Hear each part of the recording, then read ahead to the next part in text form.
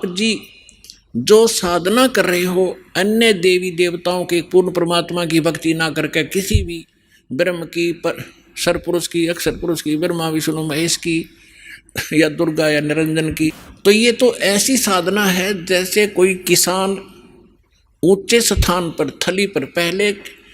वर्षा पर आधारित थे सभी मानव समाज, और उस समय गरीबदास जी ने भी किसान थे। गरीबदास जी जाट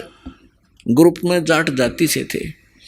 और अपने वहाँ के साथी जो किसान थे उनको भी समझाना था। इसलिए बता रहे हैं कि जो मैं भक्ति बता रहा हूँ जिस भगवान की, उसकी साधना ना करके आप अन्य जो साधना कर रहे हो ऐसी है जैसे ऊंची थलियों पर ऊंचे स्थानों पर बीज बो दिया, खेती कर ली, और जब थोड़ी बहुत वर्षा हुई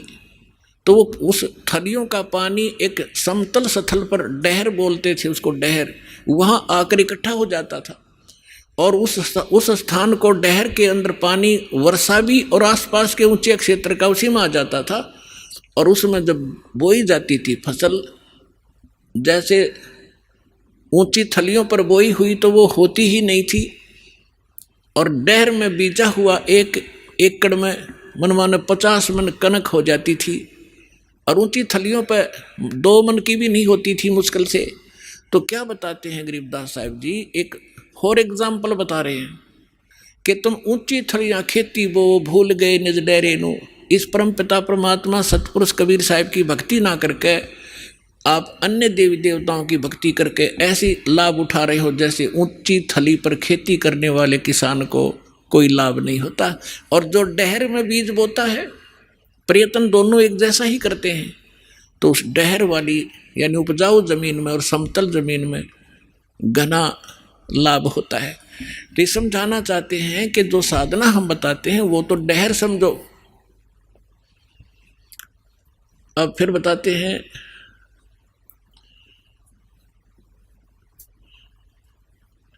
गोता मारूं स्वर्ग में जा बैठूं पाताले, गरीबदास ढूंढता फेरूं अपने हीरे मोती लाल। चारों युग में मेरे संत पुकारे और कूक कहा हम हेल रे, हीरे माणिक मोती बरस ये जग चुगता ढेल रे। परमात्मा कबीर जी से प्राप्त ज्ञान को कैसे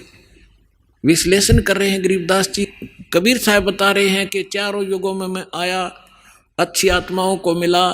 उनको तत्व ज्ञान और यथार्थ स्थान से परिचित करवाया, सतभक्ति से परिचित कराया, और ये चारों युग में संत पुकारे और कूक कहा हम हेल रे, हीरे माणिक मोती बरसे ये जग चुगता ढेल रे। हम तत्व ज्ञान और यथार्थ साधना रूपी हीरे मोती लालों को बखेर रहे हैं, और आप जी इस ज्ञान से परिचित न होने के कारण इन लाल और हीरे मोतियों को ग्रहण ना करके कंकर पत्थर, आन उपासना रूपी कंकर पत्थर इकट्ठे कर रहे हो।